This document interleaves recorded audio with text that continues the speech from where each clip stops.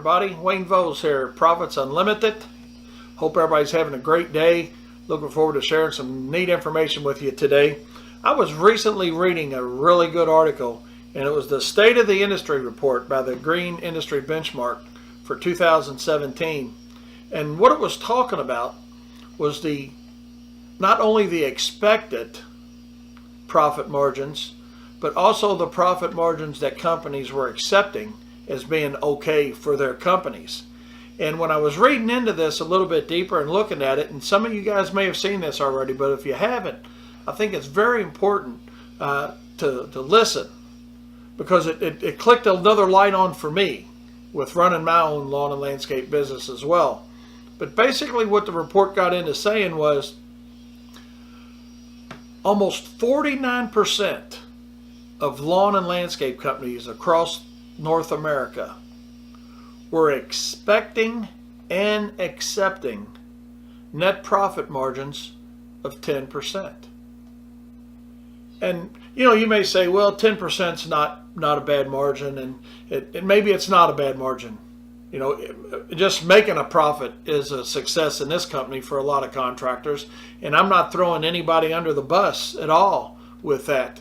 I know myself, the first 9 years we were in business, we had no idea why we were doing what we were doing either, and we ended up changing a lot of things around. But as far as today goes, I think it's important to know that the anticipated profit margins are and some of you guys may be tracking it, some of you guys may not be tracking it, but it's important to know that we've got to position ourselves to be more successful than that.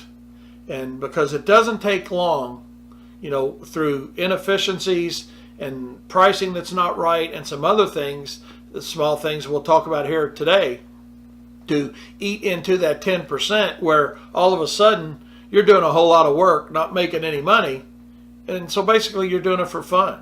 And nothing wrong with enjoying what you're doing, but none of us want to be doing work because it's fun. We can certainly, like I said, enjoy it. But at the end of the day, the main purpose of all of our companies is to make a profit. And how can we maximize those profits? And one of the things I'd like to talk about today specifically is bi-weekly mowing. I was talking with a company recently, and they were talking about their bi-weekly mowing accounts. And from a commercial lawn and landscape contractor's perspective, I just don't understand why you'd want to fill your route up, or even have half of a route filled up, or a third of a route filled up with bi-weekly mowings. You talk about something that quickly eats into a profit margin. That's one thing that does it right away, guys and ladies. And you might say, well, what's that matter, or why does that matter? And think about it quickly. Springtime of the year is a big push for every one of us, right? It just is. I mean, we're trying to work around the weather. We're trying to work around new customers coming in. We're trying to work around employees and getting the work done and completed. So we got a lot of outlying factors that all of a sudden become issues. And now we want to throw in bi-weekly mowing services. And I think what's happened to us as an industry over the course, and I've seen this happen over the course of the 38 years we've been in business, is that we try to let our clients dictate our mowing frequency. And I think what we got to understand is when we go to something other than a weekly service for a client, you can't just price that job at, say, $25 or $55 or $100 or whatever the price is, and let the client dictate the frequency. Because what do we all know? As we increase the time between mowing cycles from 7 days to 10 days to 14 days or whatever it may increase to as you move time out for somebody, what happens? I want you to think about that a second. What happens as we increase the time between mowing cycles? Well, quickly, we start thinking about, okay, well, the grass grows more. That's the obvious answer, right? So instead of getting there and having 3 or 4 or 5 inches of grass to cut, we may have 6, 7, 8, 9 inches or more of grass to cut, right? What else happens as we're moving along with that bi-weekly mowing cycle? We have more rain. We have more height. So now something that was a 14-day cycle may become a 17 or an 18-day cut because of the rain that you've had in between has pushed your schedule back. So now Miss Smith or ABC company that was on a 14-day cycle, all of a sudden, guess what? That 14-day cycle's turned into even a longer cycle. So now you get there to mow it, and what happens? Well, what we see happen all the time with contractors, and when we did some of that, when we first started our company, we get there and we're spending 3 and 4 times the amount of time that it would take if that was on a more frequent cycle for the customer. But guess what? We're still getting paid the same flat rate. How many of you guys have ever had a customer come out to you in the spring when grass is growing like crazy and say, you know what, Mike, or you know what, Wayne, or you know what, Daniel, y'all have been here a long time today making my yard looking good. I'm going to pay you a little more money. We laugh about it, right? It's funny because it doesn't happen to 99% of us. Now, I know there's a few of you out there saying, yeah, my customers have done that in the past. I hear you loud and clear. Every once in a while, a blind squirrel does get a nut. But at the end of the day, we can't run our companies that way. Because statistically, when we look at that state of the industry benchmark, and what I've seen over 38 years with companies that are trying to do those 14-day cuts and those 10-day cycles, they lose money on them. We can never recover enough money for the time allocated to that particular job. And also what you're losing out on is not only the money and the time that it takes to get grass that's that high cut down to that high and blown off and double cut and triple cut before you can leave and make it look right without leaving clumps and ruts and everything else in it in the spring of the year. But we can't fill our schedule up then because we don't have the time available with what I call the good customers, the weekly service cycle customers. So why not just look for customers? It just goes back to looking for the right clientele. Fill your route with weekly service customers and skip those bi-weekly people. Don't put those people into your rotation and you don't have to take them out of your rotation. Learn from our mistakes. We made that mistake. We had too many different people on too many different mowing cycles, and we didn't have enough time for the good customers, as we call them. So be careful with that bi-weekly mowing. And another thing that's costing us a lot of money, and why I think, when we look at that state of the industry as to why almost 50% of the companies are accepting a 10% margin, is we just don't know why we charge what we charge.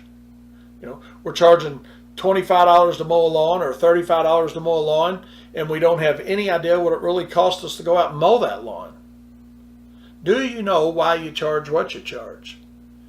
If you want to get into the top 20% of companies in the country, according to this benchmark report, your net margins need to be at 20% or more. And I think you owe it to yourself to be there. You say, well, I'm a small company, I'll get there. Turn that thinking around. What happens with most companies is they have that mindset, well, I'm small, I can do it cheaper, and they're growing their company, and they add another account and another account, and then all of a sudden they need to have some help, or they buy another truck and they add a crew. So what's happening with that? You think your company's growing, but what's really happening is your overhead's increasing, but your net margins aren't getting any better. So we've got to figure out what's really broke. Why as an industry are we accepting 10% or even 4% as net profit margins and saying it's okay? It's not okay. You got to position yourself to be successful, and you don't have to do it by having the mindset, I'm small, I can do it cheaper. Why not be the guy that says, or the contractor that says, I'm small, but I'm also maintaining a 22% margin. And don't get confused when we talk about a 22% margin. I'm talking about if you want to be in the top 20% in the country, that 22% margin is after your salary's taken out. I've run into a lot of companies and speak with a lot of companies that get that confused. They'll tell me, well, Wayne, I did $100,000 last year. I kept 25,000 of it. I'd say, okay, was that before or after your salary? Well, no, I paid myself with that 25,000. So really, that wasn't your profit because you're not working for free. You shouldn't be working for free. Don't position yourself to work for free. You're an expense to your company. And if you want that net margin to grow, first thing we got to understand is cost. And the next thing we got to understand from a mowing perspective is frequency. Don't let your customer dictate the frequency. If you guys want to go out there and fill your businesses up with bi-weekly accounts or monthly accounts where you're mowing once a month, as crazy as that may sound, I'm all in for you. Do it. But what do you also have to do? As you increase the time between mows, what has to take place to maintain a profit margin?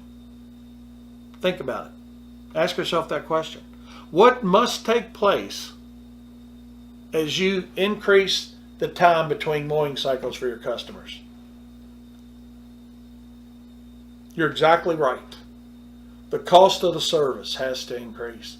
Because all we really do, when we're out mowing a lawn for somebody, whether you're a one-person operation or a bright view of the world, or anything in between, all we got to remember is this. It's quite simple. We are really nothing more than a leasing company to our customers. We lease them equipment and labor to do a job that they don't want to do, and that's mow the lawn. So you've got to be compensated for the time that it takes to mow the lawn based on the frequency that you've agreed to mow it on, if that makes sense. So if you're going to change the frequency from weekly to a 10-day service to a 14-day service or whatever extension you put on that frequency, be sure to understand that the time to complete the job is going to be greater. Hope that makes sense. I know for me, it didn't make sense when I was early into my business. I was looking at it as, hey, I had hours to fill within my route. I needed to take that customer, that client, needed to come on. You don't have to take those clients. And if you do take those clients, be sure to charge the right price for the extra time you know that it's going to take in the spring when you're double and triple cutting the property, right? Anybody ever had to double or triple cut a property? I'll be the first one to raise my hand. I did it. I'd still do it. But what I know now is I've got to charge for that. I've got to charge for that extra time, because what I know the customer's also going to do to me, and you've seen this too if you've been doing this longer than 1 year. What happens in July and August when the grass slows down and you pull up the Smith's yard, and before you could even get your lawnmower off the trailer, what are they doing? They're running out there saying, whoa, whoa, whoa, whoa, whoa, whoa, ho, ho. You really think it needs to be mowed today? Look at it, it hadn't grown any. Well, maybe it doesn't need to be mowed. Maybe they're right. But they certainly didn't run out there in the spring when you were double and triple cutting it, spending 4 times the amount of time that the price was bid at, and offer you any more money. So if you're going to extend that frequency, or you're going to cut out services in the summer, know that simply all you got to do is as the frequency of time increases, the price has to increase with it. Remember, profit is not a dirty word. I appreciate you guys if you'd take a minute. If you like this video, subscribe to our Profits Unlimited YouTube channel, our Profits Unlimited iTunes podcast channel, and we've got a lot more good things coming to help your company be more successful, more profitable. Thanks, and I hope you guys have a great day.